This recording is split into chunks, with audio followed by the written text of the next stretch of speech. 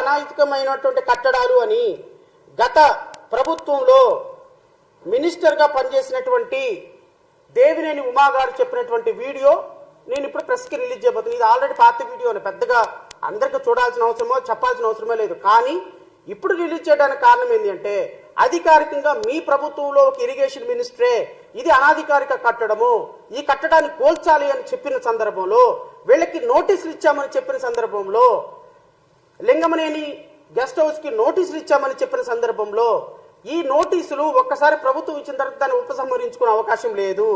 ఖచ్చితంగా ఈ కన్స్ట్రక్షన్స్ని కూలగొట్టాల్సిన మార్గము.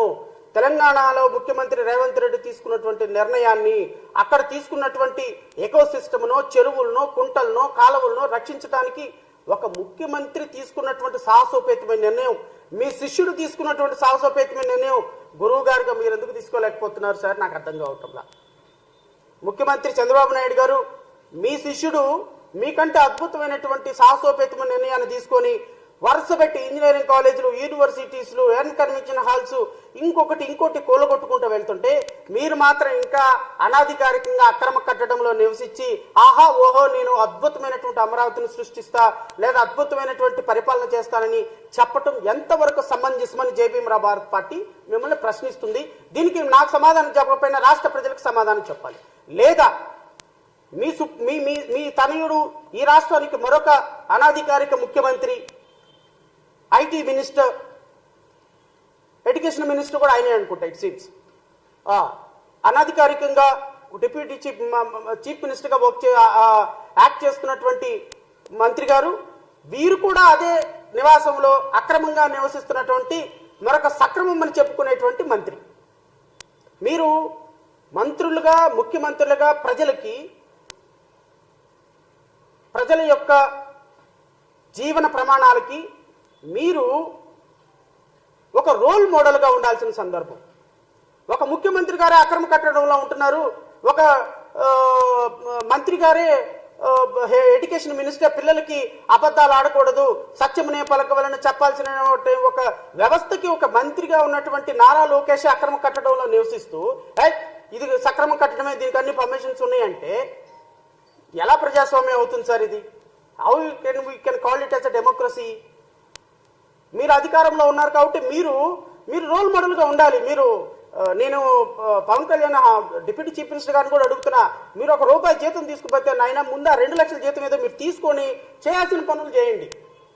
మీరు 2 లక్షల జీతం తీసుకోకుండా మీరు ఇక్కడ 2,000 కోట్ల మంది 2,000 కోట్ల రూపాయల ప్రాపర్టీస్ అనాధికారికంగా ప్రజలు వాడుకునేదానికి అవకాశం కల్పిస్తున్నారు. ఎవడొద్దన్నాడు మిమ్మల్ని జీతం తీసుకోవద్దని మేము వద్దన్నామా? జీతం తీసుకోవద్దా, ₹1 జీతం తీసుకోమని మేము వద్దన్నామా? జీతం తీసుకుని ఆయన చట్టం మీకు ఏదైతే పరిధి ఇచ్చిందో ఆ పరిధిలో జీతం తీసుకోండి, చట్టం ప్రకారం పనిచేయండి. రాష్ట్రంలో అక్రమ కట్టడాల్లో నివసిస్తున్నటువంటి ముఖ్యమంత్రి నివాసం మీద అధికారికంగా నిర్ణయం తీసుకోవాల్సింది మీరే. ఎకో సిస్టమ్ని, ఫారెస్ట్ ఎన్విరాన్మెంట్ని కాపాడాల్సిన సిస్టమ్ మీరే. కృష్ణా నదిని కాపాడాల్సిన బాధ్యత మీదే. ఎడ్యుకేషన్ మినిస్టర్గా, ఐటీ మినిస్టర్గా అనాధికారికంగా నివసిస్తున్నటువంటి నారా లోకేష్ అండ్ గౌరవ ముఖ్యమంత్రి చంద్రబాబు నాయుడు గారిని ఆ కట్టడంలో నుంచి కూలగొట్టి పక్కకు పెట్టాల్సి వాళ్ళని కూడా బుద్ధి చెప్పాల్సింది మీరే. ప్రశ్నించేది మీరే కదా. అదేదో సినిమా తీశారు ఏంటి, కెమెరామ్యాన్ గంగతో రాంబాబు, అసలు దాంట్లో ఒక్క డైలాగు మీకు గుర్తు చేసుకోండి సార్.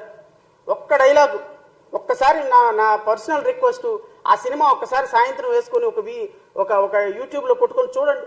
కెమెరామ్యాన్ గంగతో రాంబాబుతో మీరు చెప్పినటువంటి డైలాగులు, అద్భుతమైనటువంటి డైలాగులు, సిస్టమ్ని కాపాడడానికి మీరు చెప్పిన డైలాగులు ఒక్కసారి గుర్తు చేసుకొని అనాధికారిక కట్టడాల మీద కొరడా రూపించవలసిందిగా నేను కోరుతున్నా. అయితే గత ప్రభుత్వంలో ఇరిగేషన్ మంత్రిగా వచ్చిన తర్వాత ఎప్పుడు కూడా ఎక్కడా కూడా ఈ ఎక్స్టెన్షన్లు ఇవ్వద్దని చెప్పాను. ఇవి ప్రజల ఆస్తులు కాపాడుకోవాలని చెప్పాను. కాబట్టి లోపల ఎక్కడ కూడా ఇవ్వట్లేదు. బయట ఆ పక్క ఈ పక్క ఎక్కడ ఆక్రమణలు జరిగినాయి. ఈ పక్క చూస్తే అపార్ట్మెంట్లు కట్టారు, ఈ పక్క చూస్తే చాలా కార్యక్రమాలు చేశారు. ఇది ఒక ప్రభుత్వం. మిగతా అన్ని కూడా ప్రజల సొంత ఆస్తులుగా మరి అన్ని కార్యక్రమాలు నడిపారు. ఈ సొంత ఆస్తులు ఏంటో, ప్రజల ఆస్తులు ఏంటో, ఇరిగేషన్ ఆస్తులు ఏంటో, రెవెన్యూ ఆస్తులు ఏంటో టోటల్ గా ఈ రివ్యూలో combined action revenue irrigation coordinate చేసుకుని అవన్నీ కూడా పట్టబయలు చేస్తాం, బయటకు చేస్తాం. ఏదైతే మీకు గ్యాస్ ఇచ్చామని దానికి ప్రతికూలంగా ఇల్లు ఇచ్చాడని, ఇల్లు ఇవ్వడం ఏంటండి, అది గవర్నమెంట్ ఇల్లు. నేను ఆ మాట చెప్పాను. నేను కాడు ఉన్నానంటే గవర్నమెంట్ ఇల్లు కాబట్టి ఉన్నా. నేను ఫస్ట్ డేనే చెప్పాను, this property belongs to government. Either నువ్వు ఇచ్చినా నువ్వు ఇవ్వకపోయినా ల్యాండ్ అక్విజిషన్ తీసుకుంటా. ఇస్తే ల్యాండ్ పోలింగ్, లేకపోతే ల్యాండ్ అక్విజిషన్. టెంపరీగా నేను ఉండాలి కాబట్టి, కార్యక్రమాలు స్టార్ట్ చేయాలి కాబట్టి ఐఎమ్ స్టేయింగ్ దేర్. రేపు ఈ ఏరియా మొత్తం కట్టకు అవతలు ఉండే ల్యాండ్ అంతా అన్ని కన్స్ట్రక్షన్స్ పోయి టూరిజం మిగతాన్ని వస్తాయి. మొత్తం మాస్టర్ ప్లాన్ లో కూడా మొన్న నోటిఫై చేశారు. గవర్నమెంట్ ఒక ఐఏఎస్ కమిటీ వేస్తే ఆ ఐఏఎస్ కమిటీ వెళ్ళి ఓనర్స్ తో మాట్లాడితే ఓనర్స్ అందరూ విల్లింగ్ తో లెటర్ ఇస్తే దానికి కలెక్టర్ ఒక లెటర్ కూడా ఇచ్చారు.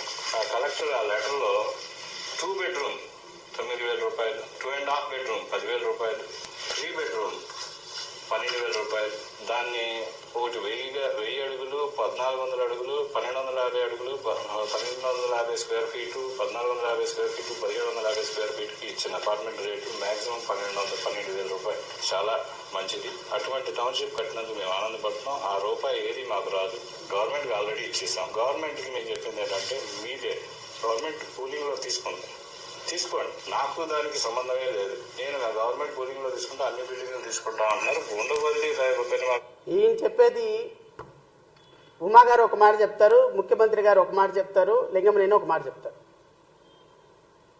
అది నేను ఇప్పటికే రెంట్ కడుతున్నాను, దానికి నేను అధికారికంగా ఉంటున్నాను తప్ప దాంట్లో నేను ఏ విధంగా నాకు గవర్నమెంట్కి సంబంధం లేదు అని మొన్న చంద్రబాబు నాయుడు గారు మాట అన్నారు. లింగమనేని ఇది ఆల్రెడీ గవర్నమెంట్ తీసేసుకుంది, ల్యాండ్ పూలింగ్ లో తీసుకుంది, ఇది ల్యాండ్ ఎక్విజిషన్ లో గవర్నమెంట్ తీసేసుకుంది, ఈ గవర్నమెంట్ బిల్డింగ్ ఇది, నాకేం సంబంధం అని ఆ రోజు లింగమనేనని, ఈ రోజు గవర్నమెంట్ కి సంబంధం ఏంటి, నాకు అధికారికంగా నేను అన్ని పర్మిషన్ తీసుకున్నాను, ఇది నా స్థలం, నా కన్స్ట్రక్షన్, నేను చంద్రబాబు నాయుడు గారు రెంట్కి ఇచ్చానని ఈయన అంటాడు. ఇప్పుడు అంటాడు. ఇది ఇప్పుడు నేను ముఖ్యమంత్రి గారిని ఒకటే మాట అడుగుతున్నా, మీరు ఇది గవర్నమెంట్ కి అధికారికంగా ల్యాండ్ ఎక్విజిషన్ లో లింగమనేని గెస్ట్ హౌస్ ని ప్రభుత్వం ఏదైనా తీసుకుందా, తీసుకుంటే ఏమైనా అధికారికంగా ప్రొసీడింగ్స్ ఉన్నాయా, ఉంటే ఆ ప్రొసీడింగ్స్ ని ప్రెస్ కి రిలీజ్ చేయండి. మిమ్మల్ని కానీ నేను ఐటీ మినిస్టర్ కానీ ఇద్దరిని అడుగుతున్నా. నెంబర్ 2, ఇది ఇప్పటికీ కూడా ఇది మీ అధికారికంగా నివాసమా, దీనికి రెంట్ కడుతున్నారా, లేకపోతే దీనికి సంబంధించినటువంటి గవర్నమెంట్ బిల్డింగా? ముఖ్యమంత్రి ఉండగానే అది గవర్నమెంట్ బిల్డింగ్ అవ్వదు కదా. నవీన్ పట్నాయక్ లేకపోతే మొన్నటిదాకా Arvind Kejriwal 3 apartment 3 triple bedroom ఫ్లాట్లో రెంట్కున్నాడు. అరవింద్ కేజ్రీవాల్ ముఖ్యమంత్రి కాకముందు, ముఖ్యమంత్రి అయిన తర్వాత కూడా రెంట్కున్నాడు. ముఖ్యమంత్రి రెంట్కున్నంత మాత్రాన అది అధికారికంగా గవర్నమెంట్ బిల్డింగ్ అయిపోతుందా? ఎక్కడో 1 లక్ష రూపాయలు 2 లక్షల రూపాయలు అద్దెకు తీసుకొని కేజ్రీవాల్ 1 సంవత్సరం పాటు ఒక బిల్డింగ్ లో అద్దెకు తీసుకొని ఉన్నాడు. అద్దెకు తీసుకున్నంత మాత్రాన ముఖ్యమంత్రి ఉంటే అది అధికారిక నివాసం ఎట్లా అయిపోతుంది? సో లింగమనేని గెస్ట్ హౌస్ ని మీరు అద్దెకు తీసుకున్నారా, లేకపోతే అది ప్రభుత్వ స్థలమా? ప్రభుత్వ స్థలం అయితే దానికి ఏమైనా ప్రొసీడింగ్స్ ఉన్నాయా? ఒకవేళ అద్దెకు తీసుకుంటే మీరేమైనా అద్దె కడుతున్నారా? ఇది ముఖ్యమంత్రి చంద్రబాబు నాయుడు అండ్ వారి సుపుత్రుడు చెప్పాల్సినటువంటి మాటలు. ఇవి రెండింటి మీద క్లారిటీ తీసుకోవాల్సిన బాధ్యత కూడా పవన్ కళ్యాణ్ గారికి ఉంది. నెంబర్ 3, ఇది ఒకవేళ లింగమనేని చెప్పినట్టుగా ఇది ప్రభుత్వానికి ఇచ్చేసి ఉంటే దీంట్లో మీకు ఏ విధమైనటువంటి సంబంధం లేదా? సంబంధం లేనప్పుడు ఇది నా బిల్డింగే, ఇప్పటికీ కూడా ఇది నా దగ్గరే ఉంది, మేము అన్ని అనుమతులు తీసుకుని కట్టాను, ఇది ప్రభుత్వానికి చంద్రబాబు నాయుడు గారికి ముఖ్యమంత్రి గారికి నేను ఓన్లీ రెంట్కే ఇచ్చానని చెప్తారా? ఒకవేళ ఇది సక్రమే అయితే, అక్రమం కాదు అని అనుకుంటే ఈ బిల్డింగ్ ని ఇది సక్రమం బిల్డింగ్ కాదు, అక్రమ బిల్డింగ్, దీన్ని ఇమ్మీడియట్ గా తొలగిస్తామని అప్పుడు ఇరిగేషన్ మంత్రి దేవినేని ఉమా గారు ఎందుకు చెప్పారు? అసలు మీరు కోస్టల్ కారిడార్ లో చట్ట నిబంధనలు, నేషనల్ గ్రీన్ ట్రిబ్యునల్ చాలా సీరియస్ గా అబ్జెక్ట్ చేసిన చోట, బిల్డింగ్ రూల్స్ పర్మిషన్ చేయని చోట మీరు 100 కోట్ల రూపాయలతో గెస్ట్ హౌస్లు కట్టుకొని కరకట్టుకి ఈ చివరి నుంచి చూస్తే ఆ చివరి వరకు మంతెన సత్యనారాయణ రాజు ఆలయం దగ్గర వరకు కూడా ప్రతి ఒక్కటి కూడా ఇల్లీగల్ గా గెస్ట్ హౌస్లు కట్టుకొని, వాటికి మళ్ళీ దాని పక్కన ఇంకొక టెంపుల్స్, శివాలయాలని, రామాలయాలని కట్టుకొని, కొంతమంది గవర్నమెంట్ గెస్ట్ హౌస్లు కట్టి, ఇరిగేషన్ గెస్ట్ హౌస్లు కట్టి వస్తాను నేను అన్ని ఏ విధంగా ప్రతి ఒక్కటి ఇల్లీగల్ కస్టడీలో కట్టడాలో ఏ విధంగా వీటి మీద నోటీసులు గవర్నమెంట్ ఇచ్చిందో, ఏ విధంగా నోటీసులు గవర్నమెంట్ ఇచ్చిన తర్వాత వీళ్ళు ఏ విధంగా 1 క్యాంటీన్లకి 100 కోట్ల రూపాయలు 2 కోట్ల రూపాయలు వీళ్ళకి ఏ విధంగా ఈ ప్రభుత్వంలో ఇప్పటి ఆ ప్రభుత్వంలో వీళ్ళు మామ్యామ్యాలు ఇచ్చి ఏ విధంగా ఆపుకున్నారో వీటన్నిటి మీద కూడా ఇప్పుడు రాష్ట్ర ప్రజల ముందు మీ చరిత్ర మొత్తం విప్పుతా, మీ చరిత్ర మొత్తం రాష్ట్ర ప్రజల ముందు పెట్టి ఇదిగో ప్రభుత్వాల్లో పనిచేసేటువంటి మంత్రులు, ముఖ్యమంత్రులు, ప్రజలకు ఆదర్శపాయంగా ఉండవలసినటువంటి వ్యక్తులు